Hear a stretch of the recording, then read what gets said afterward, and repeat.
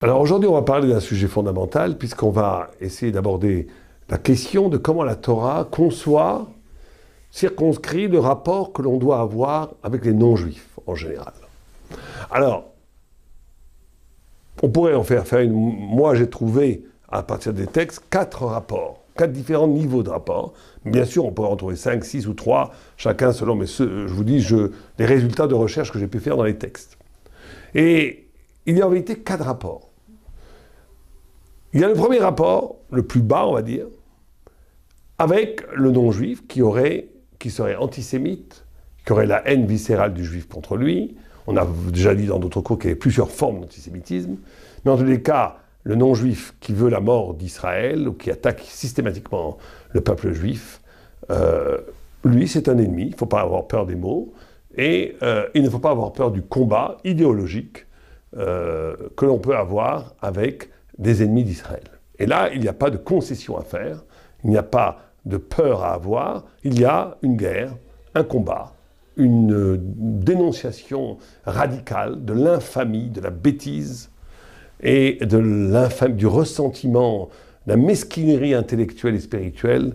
La mesquinerie, c'est même plus spirituel, il n'y a plus de spiritualité à ce niveau-là, la mesquinerie du cœur, du sentiment antisémite contre les juifs, et dans ce cas-là, il n'y a pas d'avoir de concession, ni de compromission avec ces gens-là. Ce sont des ennemis, il faut assumer qu'on a des ennemis. Donc je ne dis pas plus, c'est le premier niveau, c'est évident que l'amour du prochain n'intègre pas l'antisémite. L'antisémite est un ennemi, alors on peut toujours espérer qu'il fasse repentance et qu'il aurait dans ce cas aucun problème, mais tant que la personne reste antisémite, c'est un ennemi, et il ne faut pas avoir de complaisance par rapport aux ennemis d'Israël.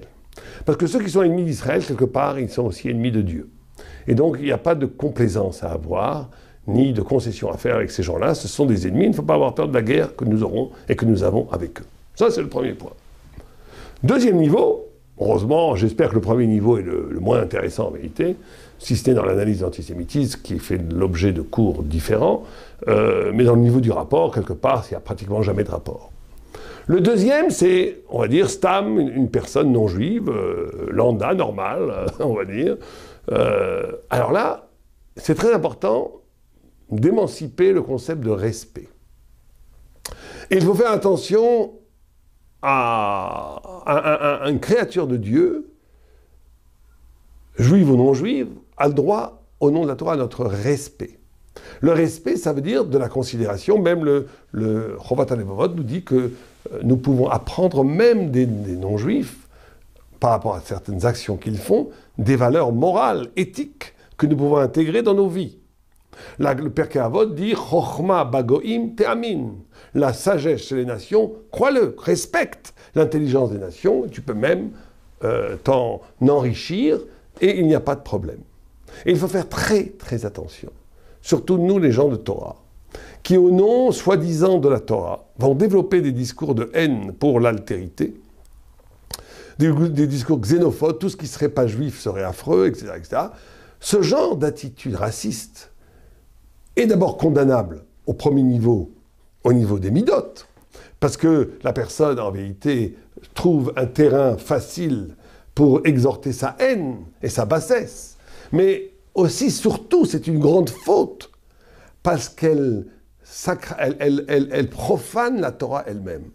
Quand on utilise la Torah elle-même pour assouvir des haines, la haine de l'autre, la haine de celui qui n'est pas comme moi, et qu'on utilise la Torah pour glorifier l'aspect tribal du peuple d'Israël, et qu'on ne voit que du mal dans tout ce qui n'est pas juif, c'est pas simplement un problème de midot, c'est pas un problème de trait de caractère, c'est pas simplement une dégradation psychologique, psychique et morale et éthique intérieure. Ce n'est pas simplement la culture du ressentiment et de l'imbécilité. C'est un chiloul à teiré. C'est un chiloul de la Torah elle-même. C'est ramener la Torah, qui est la parole du Dieu vivant, qui est la parole sublime, à un niveau de xénophobie comparable à l'antisémitisme goy ou au racisme goy. C'est une catastrophe. Et donc, on doit faire à ce deuxième niveau très intéressant. Je dis bien respect à ce niveau-là, et je ne dis pas fraternité. Parce que c'est là où il faut bien comprendre, on reproche très souvent aux Juifs de dire « mais comment se fait-il que la Torah elle-même dit qu'on peut prêter intérêt aux non-juifs et qu'on n'a pas le droit de prêter intérêt à un juif. Est-ce que ce n'est pas une forme de racisme? Pas du tout. Pas du tout. Ce n'est pas parce que j'aime ma famille plus que l'humanité que je suis un anti-humanisme, que je suis un misanthrope. Ce n'est pas parce que je privilégie une relation dans un certain cadre communautaire que j'ai la haine de l'autre. Ça n'a aucun rapport. Le prêt-intérêt, c'est quelque chose d'admis, d'acceptable moralement, économiquement et même essentiel économiquement dans l'économie générale du monde. Donc je ne vois pas pourquoi un juif en serait exclu quand il fait du commerce bancaire avec les nations. Il n'y a aucun problème. Respect. Et respect autant qu'un goy doit du respect à un autre goy. Qu'un non-juif doit du respect à un non-juif. Le juif se doit d'avoir du respect, même plus, par rapport à un non-juif, autant au moins qu'un non-juif doit avoir du respect par rapport à un autre non-juif. Ceci dit qu'à côté de ça, il élabore une relation privilégiée avec la communauté d'Israël. Ce n'est pas du racisme, c'est au contraire. C'est toujours cet communautarisme d'Israël est là pour édifier une humanité qui va, par son génie, faire naître des lumières de vérité qui vont être bénéfiques à l'humanité tout entière. Je ne veux pas y revenir, mais on sait très bien que le peuple juif est le peuple qui a le plus contribué dans l'histoire de l'humanité à l'édification de la moralité dans l'humanité.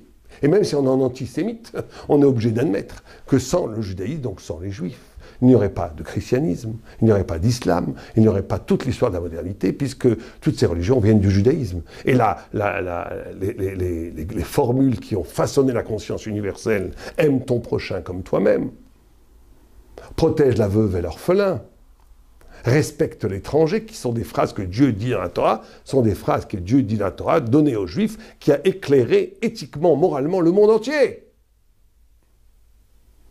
Donc respect. Mais pas encore fraternité.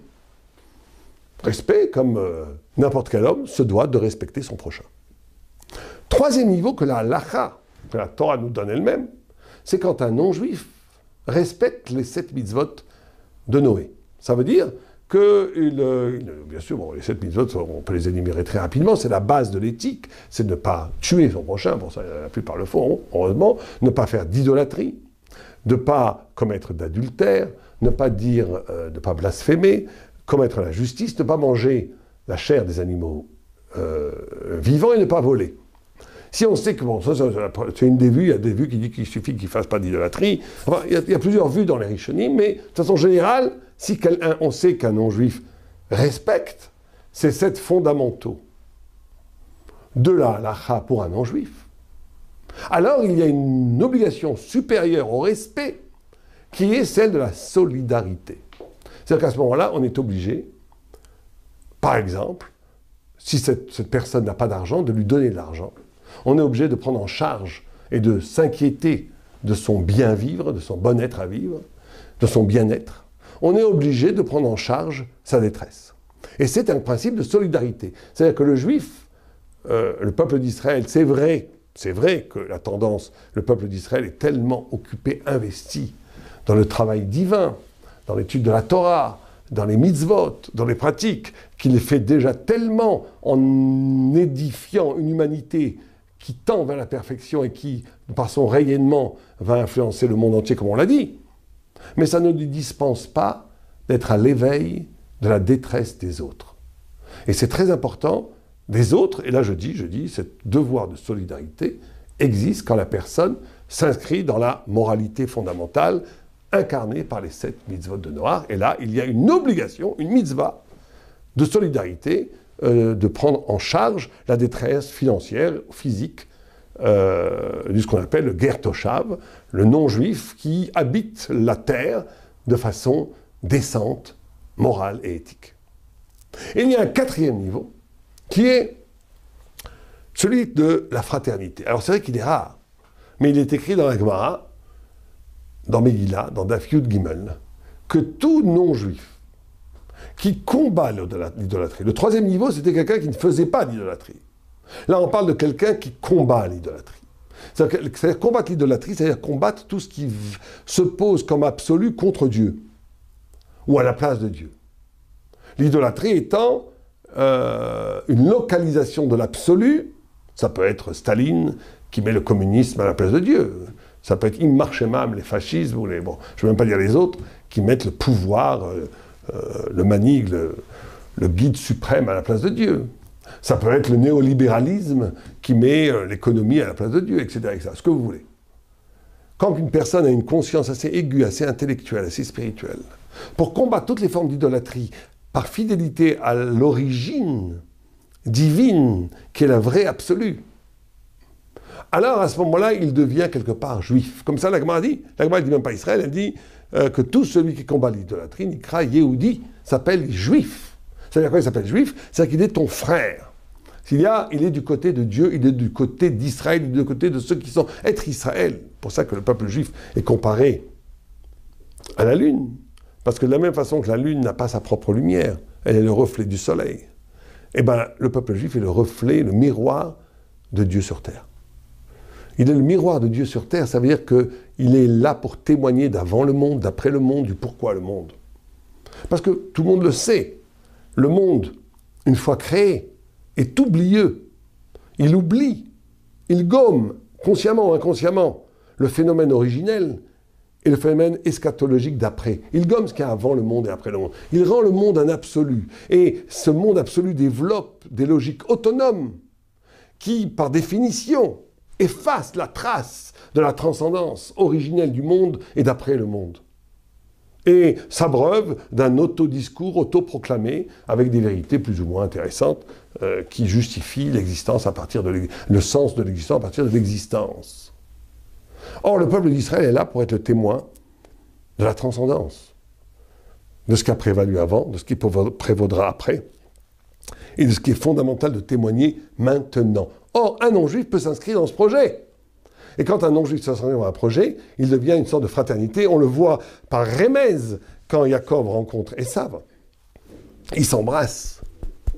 Jacob étant l'apôtre d'Israël, le père d'Israël, Esav étant le père symbolique de l'Occident.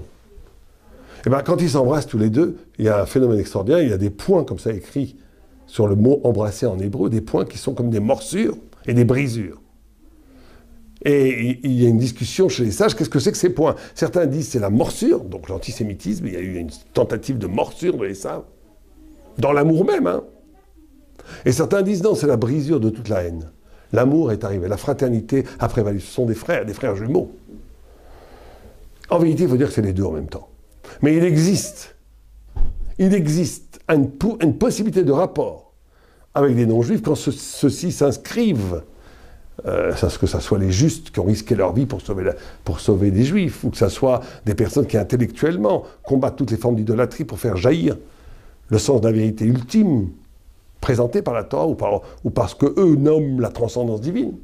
Et bien là, il y a une fraternité parce que nous sommes du même combat, nous sommes du même camp, nous sommes ensemble pour témoigner de la vérité divine. Ça ne veut pas dire qu'on est les mêmes.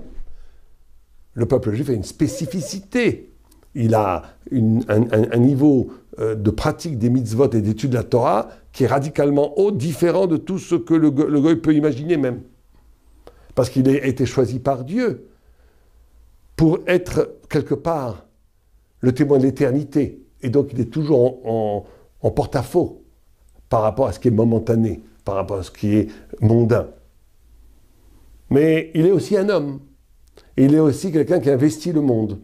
Et donc, il faut tout à fait faire attention à ces 4 niveaux. Et la confusion de ces 4 niveaux, et on voit toujours des confusions entre ces 4 niveaux, que ce soit les soi-disant religieux qui, au nom de la Torah, méprisent tout ce qui n'est pas juif, c'est une catastrophe, c'est un chilul Hashem. Et c'est confondre le premier niveau, qui effectivement, là, il faut avoir le mépris pour l'antisémite, avec toute l'humanité, ce qui est une hérésie. Mais aussi d'autres niveaux. Ça veut dire au nom de l'amour, de considérer que tous les êtres humains sont au 4e niveau, c'est aussi faux. Et donc, la subtilité halachique et judaïque nous dit, voilà, il faut comprendre qu'il y a 4 niveaux, il y a 4 formes de rapport, avec 4 formes différentes d'humanité, enfin, d'humain plutôt que d'humanité. L'antisémitisme, pas de concession. Le non-juif en général, respect. Le non-juif qui s'inscrit dans l'ordre moral absolu, l'ordre moral en tous les cas vu par la Torah, solidarité. Et le juif qui est avec toi pour combattre le mensonge, fraternité. Amé Vignavin. TorahBox, c'est une véritable yeshiva en ligne qui va vous permettre d'étudier les textes de référence dans les mots Talmud, Livre des prophètes, Chassidut, Moussar, Pensée juive, Halakha. Des dizaines d'œuvres disponibles avec pour chacune d'elles un enseignement adapté. En un seul clic, où que vous soyez, à n'importe quelle heure du jour ou de la nuit. Étudiez enfin tous les sujets que vous avez toujours rêvé d'approfondir. Alors, travailler le GAN, c'est la socle du vrai Torah, c'est travailler les paroles de l'étude de la Torah. Et c'est quoi garder le GAN? C'est l'ishma, mitzvota, de garder le mitzvot. Aujourd'hui, la Torah n'a jamais été aussi proche de nous.